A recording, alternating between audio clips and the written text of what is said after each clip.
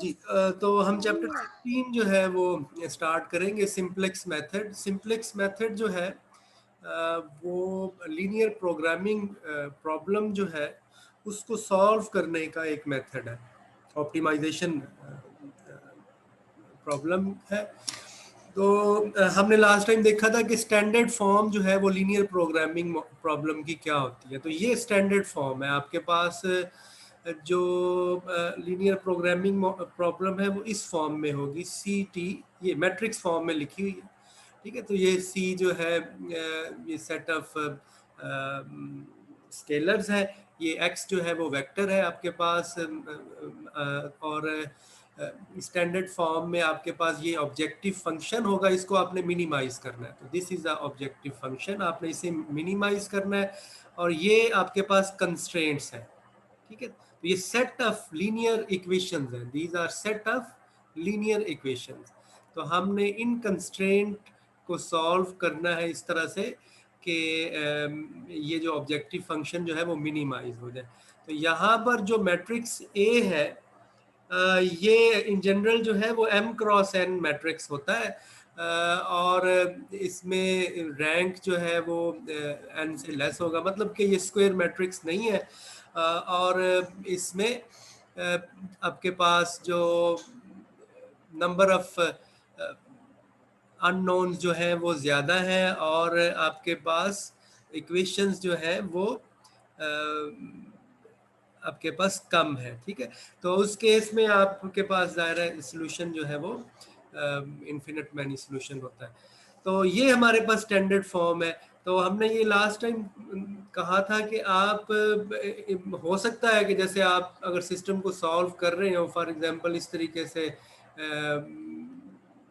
Problem इस तरीके से हो कि ऑब्जेक्टिव फंक्शन से मैं आसानी के लिए अगर यहाँ पर इसे स्टेट करूँ, तो जैसे इन टू वेरिएबल से 2x1 प्लस 3x2, और इस ये हमारा ऑब्जेक्टिव फंक्शन है सब्जेक्ट टू दीज कंस्ट्रेंट से कि x1 प्लस x2 is less than equal to 1 and 2x1 प्लस 3x2 is less than equal to 2। हो सकता है कि आपके पास कंस्ट्रेंट इस फॉर्म में। अब देखें यहाँ पर ये तो आपने सबसे पहले इसको स्टैंडर्ड फॉर्म में कन्वर्ट करना है। तो स्टैंडर्ड फॉर्म में कन्वर्ट कैसे होगा कि फर्स्ट स्टेप में आप हमेशा कन्वर्ट करेंगे इनटू स्टैंडर्ड फॉर्म। और वो किस तरह से होगा कि आपका ऑब्जेक्टिव फंक्शन जो है वो, अब आप देखें तो x1 प्लस, इसका मतलब क्या है कि ये जो साइड है इसका answer less than equal to 1 है। तो आप अपनी तरफ से एक वेरिएबल इंट्रोड्यूस करें और इस इक्वेशन को कन्वर्ट, क्योंकि इसका आंसर 1 से लेस है, मतलब x1 प्लस x2 में अगर आप एंट्री ऐड करें तो वो 1 के इक्वल हो जाए। तो ये जो वेरिएबल जो आप इंट्रोड्यूस करते हैं इसको हम कहते हैं स्लैक वेरिएबल्स। ठीक है, इसी तरीके से आप इसको 2x1 प्लस 3x2 प्लस यहाँ पर आप ये कोएफिशिएंट भी इंट्रोड्यूस करवा सकते हैं ऐसे कि इसको आप a1 कह लें, ये a2 है, x4 इज इक्वल टू 2। अब आपका जो ऑब्जेक्टिव फंक्शन है वो ये बन जाएगा 2x1 प्लस 3x2, और इसमें ये भी आ जाएगा, ये इसको हम 0 लिख लेते हैं, 0x3 प्लस 0x4। तो ये जो हमारे पास है ये न्यू फॉर्म जो है वो बन जाएगी। इसको हम कहते हैं कि ये स्टैंडर्ड फॉर्म है। ठीक है, तो इसको पहले हमेशा हम स्टैंडर्ड फॉर्म में कन्वर्ट करते हैं। तो ये जो वेरिएबल्स हैं जो कि हम इंट्रोड्यूस करते हैं इनको स्लैक वेरिएबल कहते हैं। ठीक है, इसी ये x3 x4, और ये जो हमारा जो फंक्शन है ऑब्जेक्टिव फंक्शन, उसमें x1 और x2 जो है वो आप अब देखिए, अब आप जब इस सिस्टम को सॉल्व करेंगे तो आप x1 x2 x3 x4 की वैल्यूज निकालेंगे। तो x1 x2 x3 x4 जो है वो इस सिस्टम का सोल्यूशन है। तो इसमें से x1 और x2 आपके बेसिक सोल्यूशन है। ठीक है, तो तो अगर x1 x2 x3 x4 इस न्यू सिस्टम का सोल्यूशन होगा तो x1 x2 जो है वो उसका बेसिक सोल्यूशन कहलाएगा। इसी तरीके से अगर problem greater than equal to की फॉर्म में हो तो उसमें से ये वेरिएबल माइनस कर देंगे जिन्हें हम सरप्लस वेरिएबल कहेंगे। ठीक है, तो पहले तो ये एक चीज कि आपको पता हो कि स्टैंडर्ड फॉर्म क्या है। अब देखें तो ये जो लीनियर प्रोग्रामिंग प्रॉब्लम है इसमें जो मेन चीज है वो ये सारी हमारे पास लीनियर इक्वेशन है। ठीक है, अगर वो लीनियर इनइक्वालिटीज हैं तो आपने उन्हें लीनियर इक्वेशन बना लिया। तो इन लीनियर इक्वेशन को सॉल्व करना है आपने। फर्स्ट प्रॉब्लम ये है कि how to solve linear equation. तो ये हमने प्रीवियस क्लासेस में पढ़ा हुआ है कि लीनियर इक्वेशन को मतलब before stating the simplex method तो हमने क्योंकि ये देखना है कि ये सिस्टम ऑफ लीनियर इक्वेशन को हम सॉल्व कैसे करेंगे। तो ये हमने प्रीवियस क्लासेस में पढ़ा हुआ है कि सिस्टम ऑफ लीनियर इक्वेशन जो है उनको कैसे सॉल्व करते हैं। सॉल्विंग लीनियर इक्वेशन, और यूजुअली हम किससे करते हैं, रो ऑपरेशन से जो है वो लीनियर इक्वेशंस को सॉल्व करते हैं। तो दो तरह की हमारे पास पॉसिबिलिटीज हैं कि आपके पास जो इक्वेशंस हैं, जो सिस्टम ऑफ लीनियर इक्वेशन आप सॉल्व कर रहे हैं उसमें नंबर ऑफ इक्वेशंस और नंबर ऑफ नॉन वो इक्वल हो। तो यूजुअली फॉर एग्जांपल ये अगर मैं स्टेट करूं तो ये consider this system, consider the linear system a11 x1 up to so on a1n xn b1। इसी तरीके से ये दूसरी इक्वेशन है a21 x1 and so on a2n xn is equal to b2 and so on an1 x1 nn। तो number of equations और number of unknown same है। तो ये हमारे पास लीनियर सिस्टम है। इसको मैट्रिक्स फॉर्म में हम इस तरह से लिख सकते हैं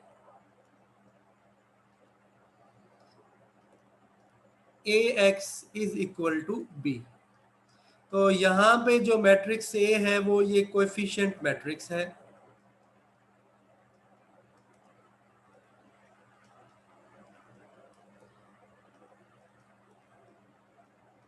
और X जो है वो नंबर ऑफ अननोन्स है।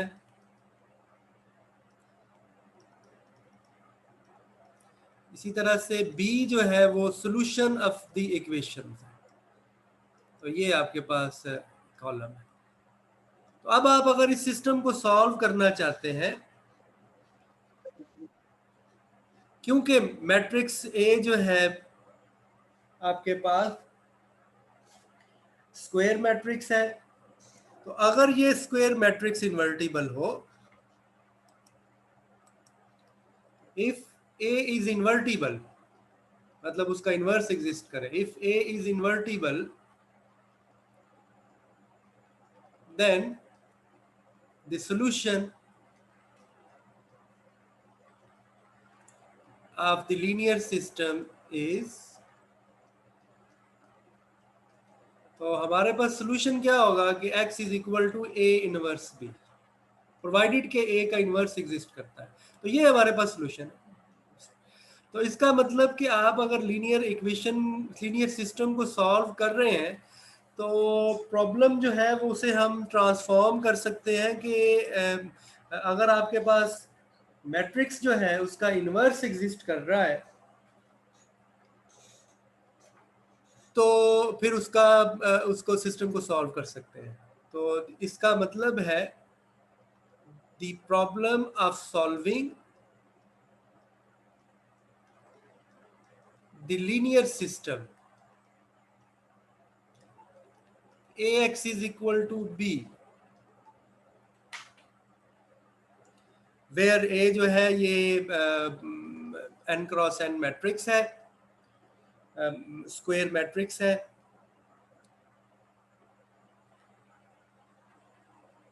A इज इन्वर्टिबल, A जो है उसका इनवर्स एग्जिस्ट करता है, is related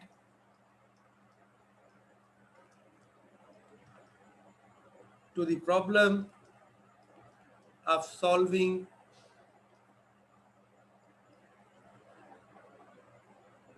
or computing A inverse।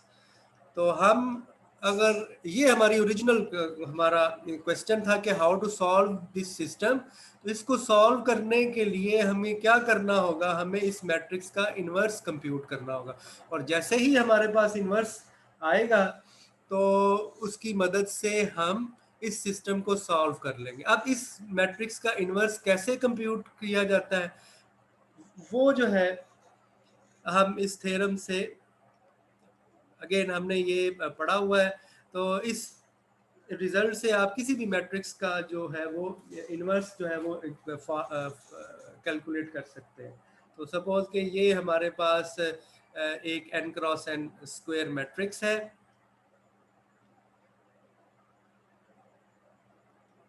Then A is non singular. Non singular मतलब कि इन्वर्टिबल है, उसका इन्वर्स एग्जिस्ट करता है if and only if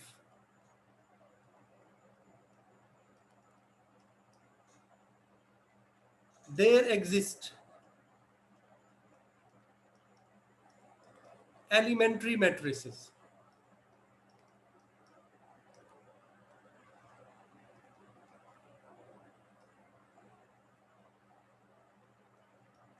ei such that I is equal to 1, 2 and so on, t such that et and so on, e1a is equal to I। in other words, या यहाँ से हम ये A inverse form कर लेंगे कि A inverse किसके equal होगा, दोनों साइडों पे A इनवर्स से मल्टीप्लाई करें तो A inverse will be equal to ET and so on. तो ये जो एलिमेंट्री मैट्रिसेस है इनके प्रोडक्ट के इक्वल हो। तो ये जो है वो तरीका है कि आप इस रिजल्ट की मदद से किसी भी मैट्रिक्स का इन्वर्स निकाल सकते हैं। तो ये एलिमेंट्री मैट्रिसेस क्या होते हैं? एलिमेंट्री मैट्रिसेस जो है वो यूजुअली तीन टाइप के एलिमेंट्री मैट्रिसेस होते हैं। तो elementary matrix of first kind, there are three kind of elementary matrices।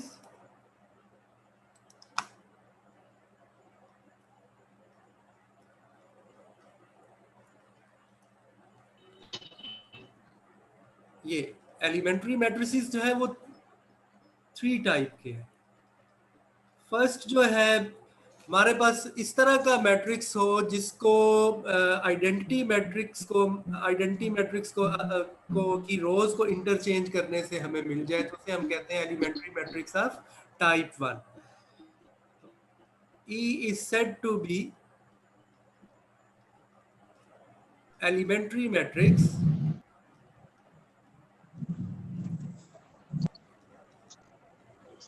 of first kind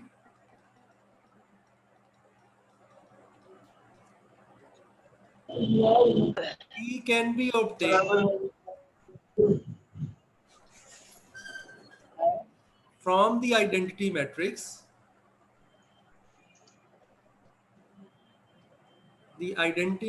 by interchanging any two rows।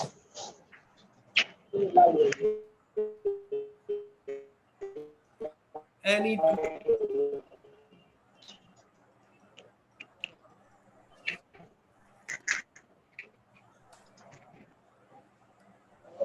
For example अगर आपके पास ये आइडेंटिटी मैट्रिक्स है 3 क्रॉस 3 मैट्रिक्स में ले लूं 1 0 0 0 1 0, तो इस आइडेंटिटी मैट्रिक्स से ये एलिमेंट्री मैट्रिक्स किस तरह से बहुत सारे हो सकते हैं। तो कोई सी दो रोज जो है वो बदल दें। अगर मैं सेकंड और थर्ड रो को आपस में इंटरचेंज कर दूं तो ये जो हमारे पास मैट्रिक्स होगा, this is called elementary matrix of first kind.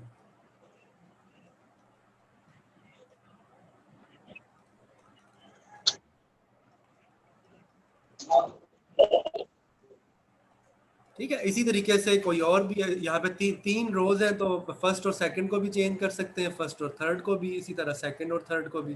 तो ये सारे ही एलिमेंट्री मैट्रिसेस कहलाएंगे। इसी तरह से एलिमेंट्री मैट्रिक्स जो है उससे is said to be elementary matrix of second kind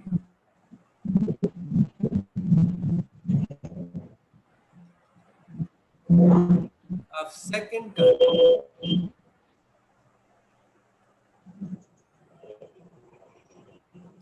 और इसमें जो इम्पोर्टेंट चीज ये है कि ये जो मैट्रिक्स ई है ये E is equal to E inverse. ठीक है। तो और ये मैट्रिक्स जो है वो इन्वर्टिबल है, E is invertible.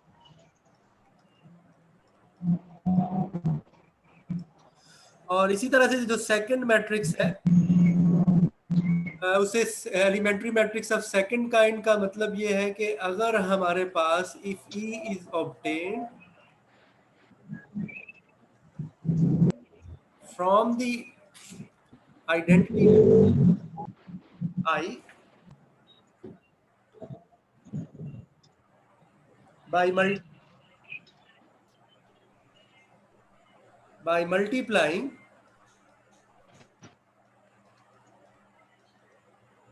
any row of I। For example अगर आपके पास मैट्रिक्स ए जो ये आइडेंटिटी मैट्रिक्स है वो हम 3x3 मैट्रिक्स ले लें,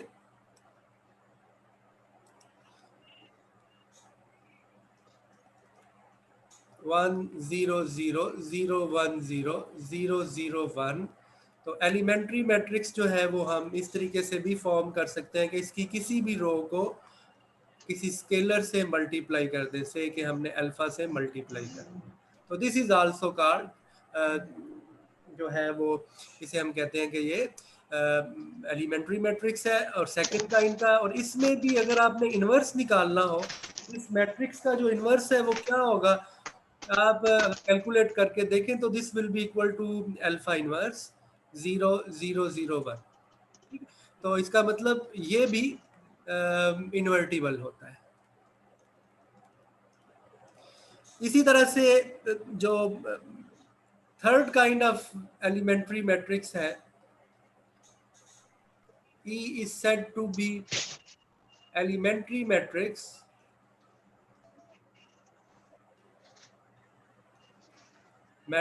of third kind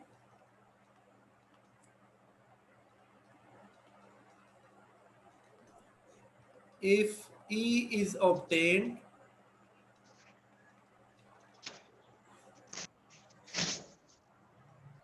from I by adding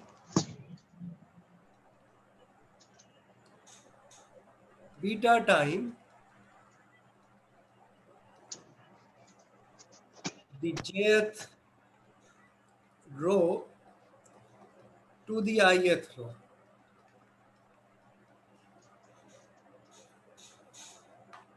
for example अगर आपके पास ये आइडेंटिटी मैट्रिक्स है, अगेन 3x3 मैट्रिक्स अगर हम ले लें, तो इसकी किसी एक रो को किसी स्केलर से मल्टीप्लाई करके किसी और रो में ऐड कर दें। ठीक है, ये ऑपरेशन आप पढ़ते हैं, हमने पहले भी ये देखा हुआ है।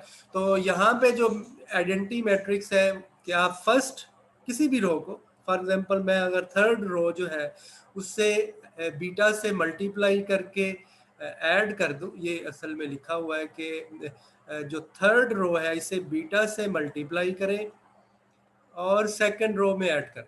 तो these are the elementary row operations 100। तो ये जो एलिमेंट्री रो ऑपरेशंस है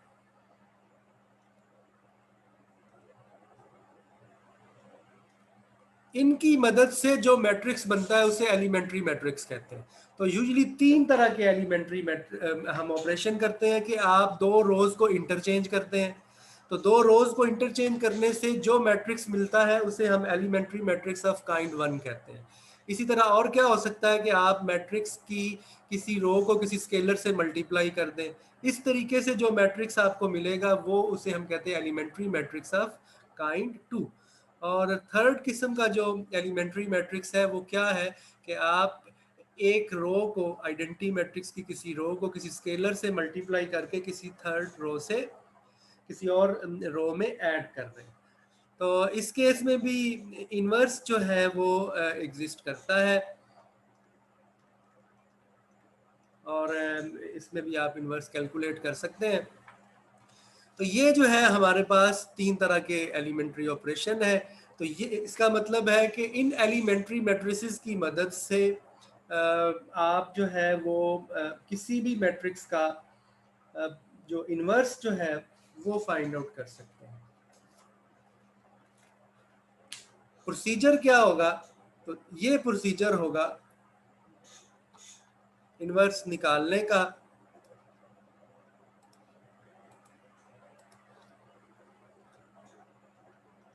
the procedure of computing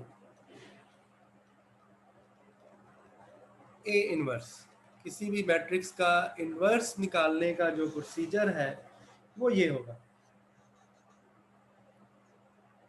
first form the augmented matrix, ये हमारे पास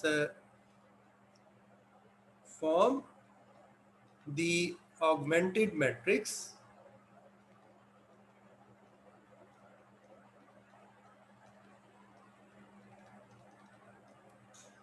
और इसको हम इस तरीके से लिखेंगे, ये ऑगमेंटेड मैट्रिक्स है। ये पहले स्टेप में आप ये फॉर्म करें, और उसके बाद अप्लाई एलिमेंट्री रो ऑपरेशंस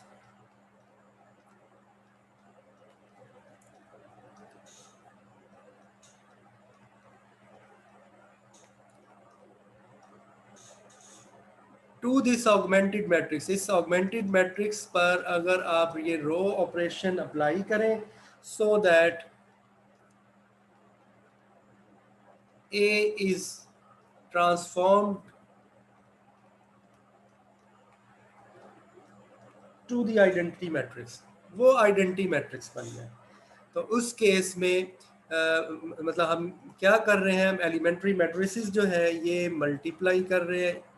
तो ये E T and so on E one augmented matrix के साथ, मतलब इनका मतलब क्या है ये कि आप एलिमेंट्री रो ऑपरेशन कर रहे हैं। एलिमेंट्री रो ऑपरेशन जब आपने इसको एक ये, क्योंकि ये सारी जो चीज़ है इसको अगर हम ई कह लें तो ये आपने एलिमेंट्री रो किए, क्योंकि ये ए इनवर्स के इक्वल है। तो क्या होगा, ये ई ए के साथ मल्टीप्लाई होगा, ये ई जो है वो आइडेंटिटी के साथ। इस तरीके से ये रो ऑपरेशन आप कर रहे होंगे। तो ये जो न्यू सेट है ये ई ए का इन्वर्स है, इसलिए यहाँ पे आइडेंटिटी मैट्रिक्स आ जाएगा और यहाँ पे एक और मैट्रिक्स बन जाएगा विच इज बी। तो ये जो बी है this will be the inverse of. तो ये जो b है this will be equal to e and this can be computed from these elementary matrices। तो ये b जो है ये a का इनवर्स होगा।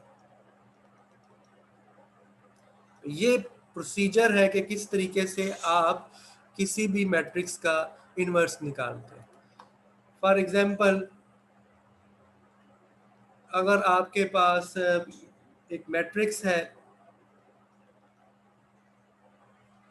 प्रोवाइडेड के उसका वो इन्वर्टिबल हो, तो खैर अगर हम ये देखें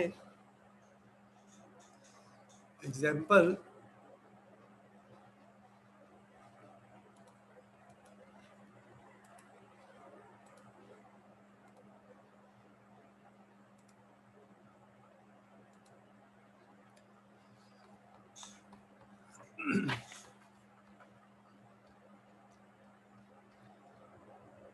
तो ये एग्जाम्पल आप देखें, यहाँ पे ये मैट्रिक्स ए है, तो ये प्रोसीजर इस एग्जाम्पल में बताया गया है कि सबसे पहले आप ऑगमेंटेड मैट्रिक्स जो है वो ए आई की फॉर्म में लिखें।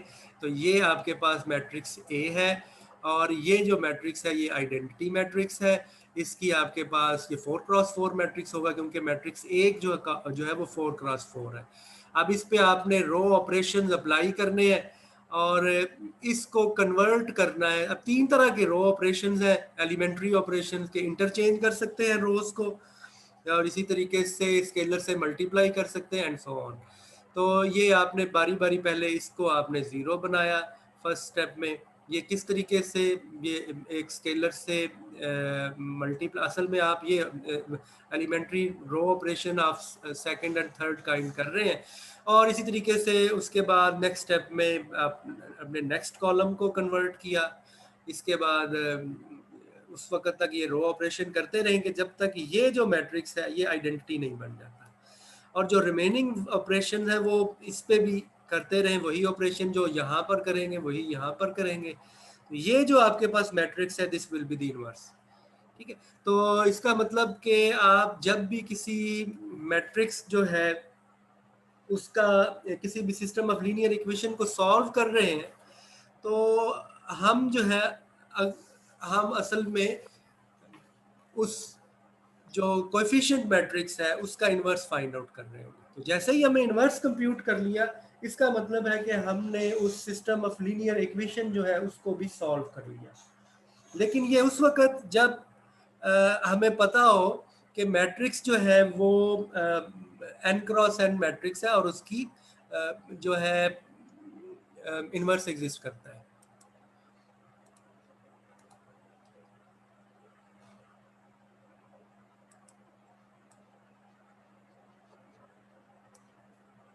जी, कोई क्वेश्चन है तो पूछ ले।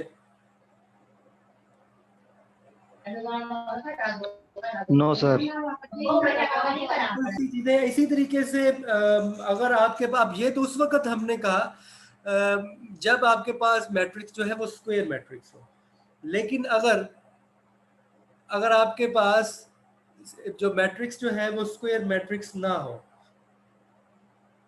तो suppose now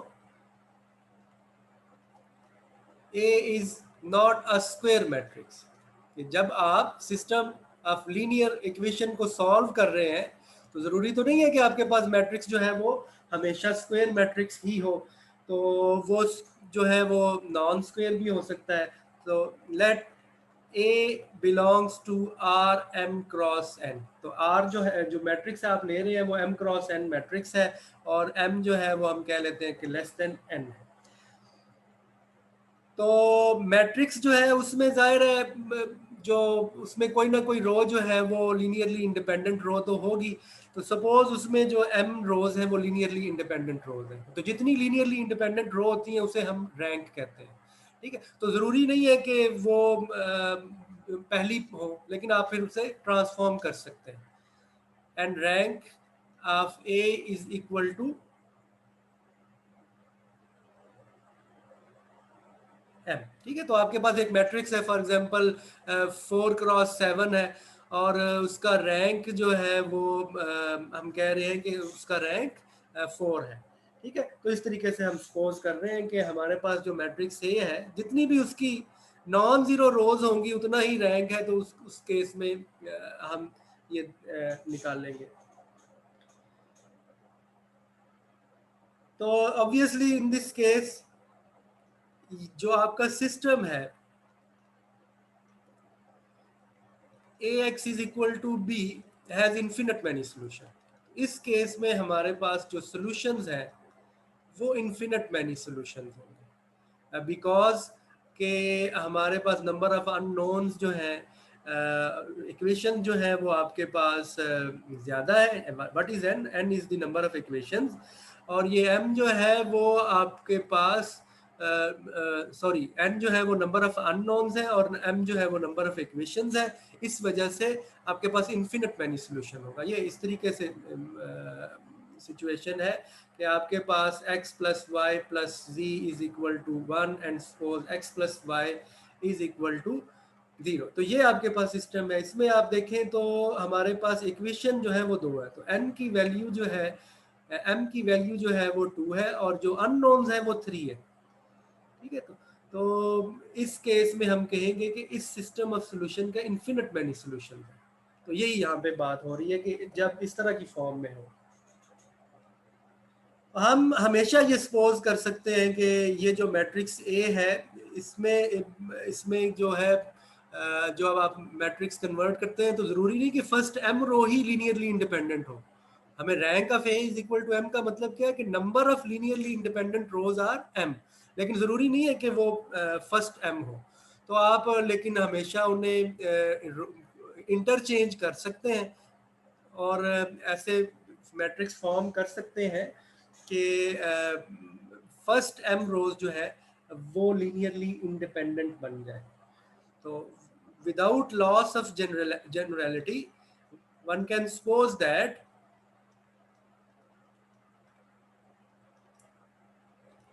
first m rows are linearly independent। तो ये हम फर्स्ट m रोज जो है वो लीनियरली इंडिपेंडेंट है। तो इस केस में जब हम we perform elementary linear operations, जब हम जो है एलिमेंट्री लीनियर ऑपरेशंस करेंगे on the augmented matrix A B, then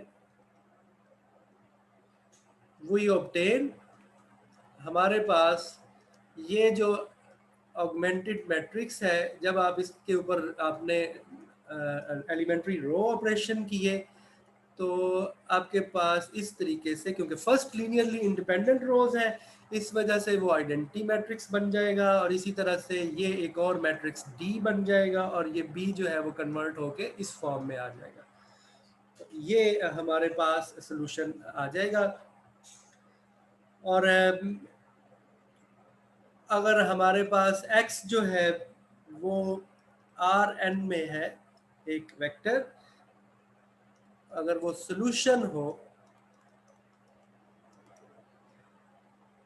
हम ये कह सकते हैं कि ये जो है, क्योंकि ये m क्रॉस m है और ये जो मैट्रिक्स है ये m cross n minus m है। तो ये जो अगर सॉल्यूशन है इस सिस्टम ऑफ लीनियर इक्वेशन का, तो x जो है वो फिर इस फॉर्म का होगा। देन